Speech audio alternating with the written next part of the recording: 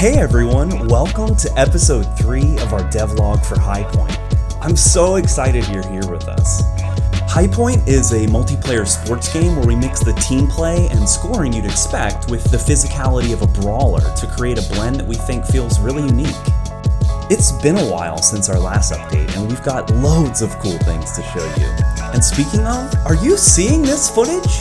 The game is looking better, it's running smoother, and as players, we've all gotten better at it. We had more alley-oops in one playtest than we had for the entirety of the project. I mean, look at this.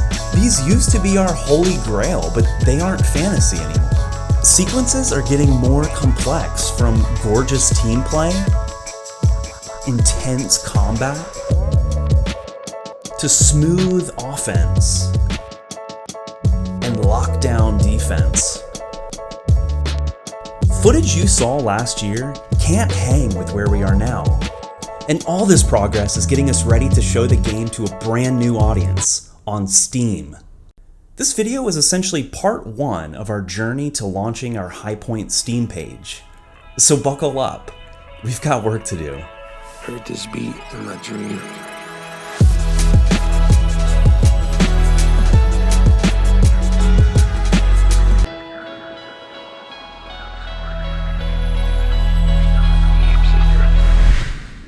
As we prepare to launch our storefront, there were a handful of things we wanted to address because a large chunk of HIGHPOINT's visuals were placeholder. One of those was a new word mark, and we were lucky to collaborate with the brilliant Nat King. Nat played the game with us to get a feel for the world and didn't roll his eyes when I said to take the font out for a blue raspberry Slurpee on a summer afternoon with friends, end quote. I love where it landed, and you'll be seeing this directly atop of our upcoming key art, which is a big piece of the Steam presentation puzzle. But we had a few more things to take care of too. Our philosophy has always been gameplay first. We've intentionally held back on visuals so they don't muddy our ability to analyze. Our environment assets range from primitive shapes to first-pass roughs, nothing you'd want to add to your portfolio. I think it's really important to not add bling to a foundation in progress. You kind of want to see it in a raw and vulnerable state. If it plays good when it's ugly, then it's going to be awesome when we finally give it that makeover montage. Whoa, I can't believe it's happening to me. Oh God, I am so sorry. We started with a simple modular kit. Each asset can be used in different ways to create all kinds of looks. It's about versatility and doing a lot with a little. I mean, one wall piece can extend into a bigger wall.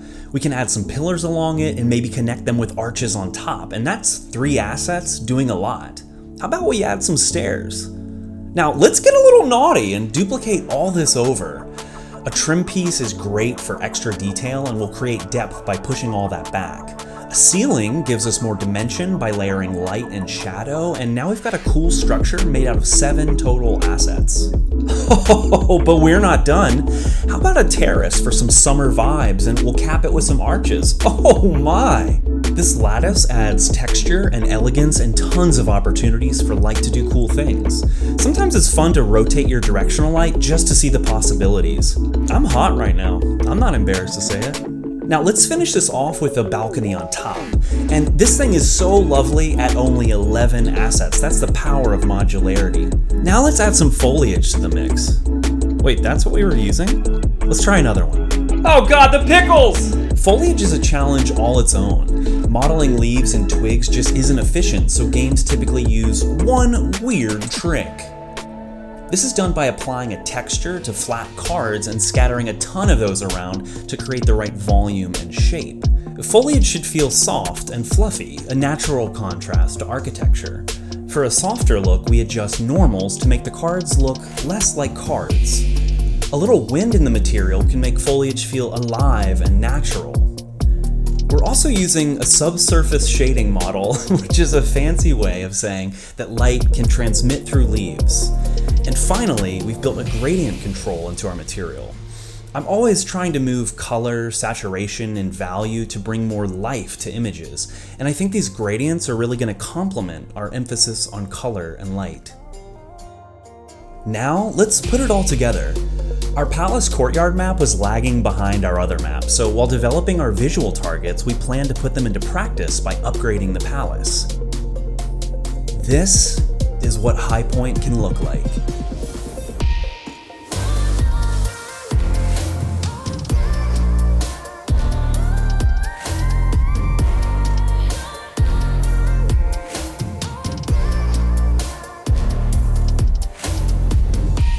Whew, this is kind of a special moment for me.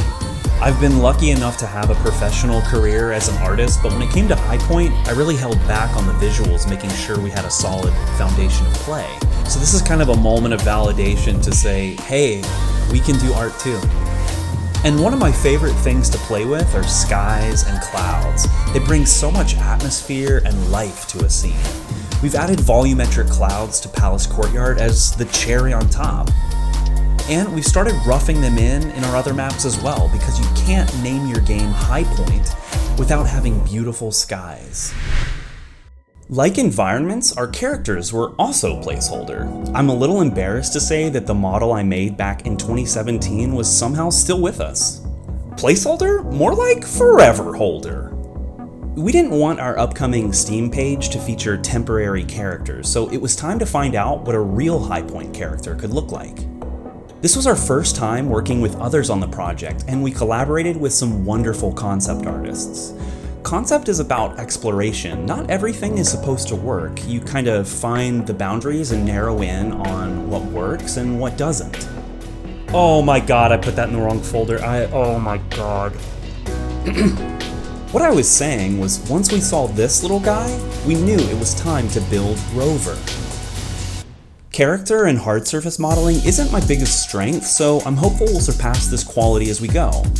The goal for our character targets was to keep that established clean aesthetic while adding some sophistication that we lacked before. I paid close attention to junctions and transitions, making sure that each component had chances to break the silhouette while beveling or rounding off edges for light to catch.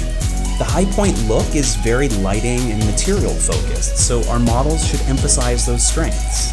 The rest of the Rover gear set looked a little intimidating, so I decided to update our classic character, who'd been the face of the project for years, Bubble. We didn't want to stray too far from the familiar, but there was one change I thought we had to make: the body silhouette. We traded that V-taper for a rounded shape worthy of the name Bubble. And it took some getting used to because we've been staring at the same body type for years. I'm so happy that we shook up the design because it's going to open up more variety in our future body pieces. Since we were already messing with characters, there was no better time to add a new piece of customization: expressions. Expressions are essentially holographic eyes that you'll equip, and you'll unlock more while playing. Every head will have them moving forward. They add so much personality. I love them.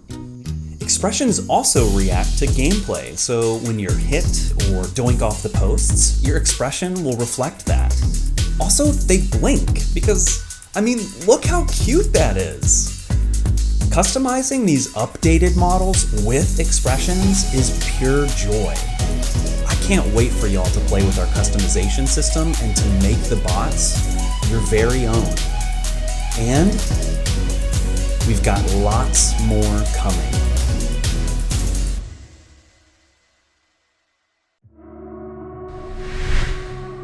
High Point is best with friends, and when it comes to playing the game, our core group is always screaming and laughing at all the cool things that happen. Hitting a pass assist to score, forcing a fumble, or blocking a shot.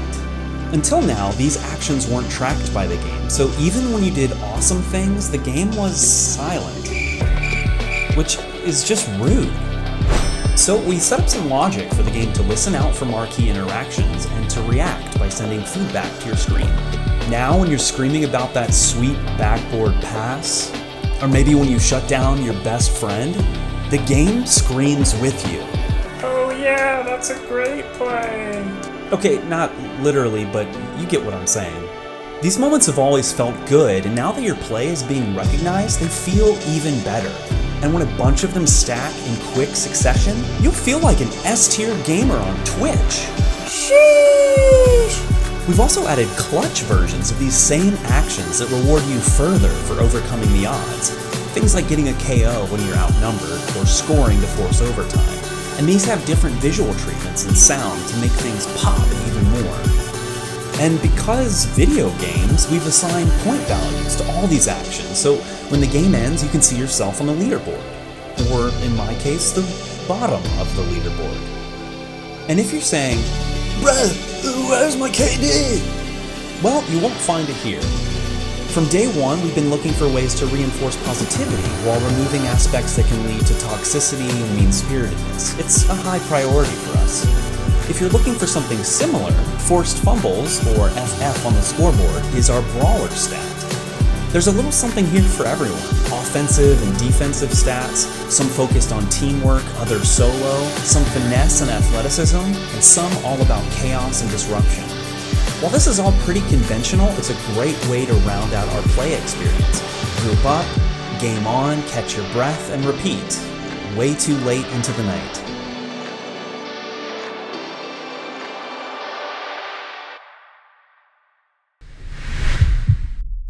Let's go out with a bang. Your team's down by 1 point, but the clock is ticking. You've got the ball and you're driving downfield. Maybe you're battling in the end zone, or maybe you're closing in on goal. But then the clock hits 0. The game just ends? We see this scenario almost every time we play, and we've wanted to fix it for just as long. Well, that time is now. We finally built Last Chance. Last Chance holds the clock at 0, letting the action play out. The rules are simple. If the underdog team has possession and is past the 50-yard line, we let them continue their scoring attempt and try to force overtime. Defense can shut down the miracle by regaining possession and taking the ball back to their opponent's end zone. This makes both sides of the ball feel active, and for a game that's built on tension, this moment is king.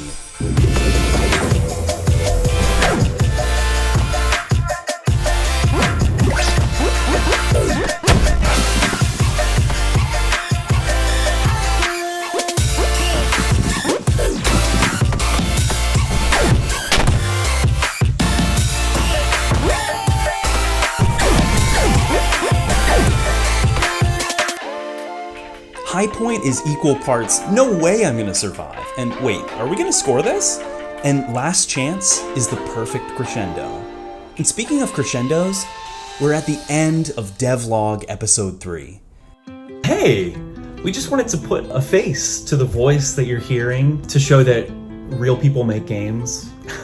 I know that that's hard to believe sometimes. My name's Jonathan, and this is Tom. We are two people, a two-person studio named Wild Bloom, and we're making High Point. If it's not clear, we love what we're making so much. One thing that we wanted to do is just get on camera real quick and just to say how thankful we were for everybody that's watching our devlogs, for your interest in the game, and for helping us share the game with everybody. From the bottom of our hearts, thank you. All right, we love you, and we'll see you in the next one.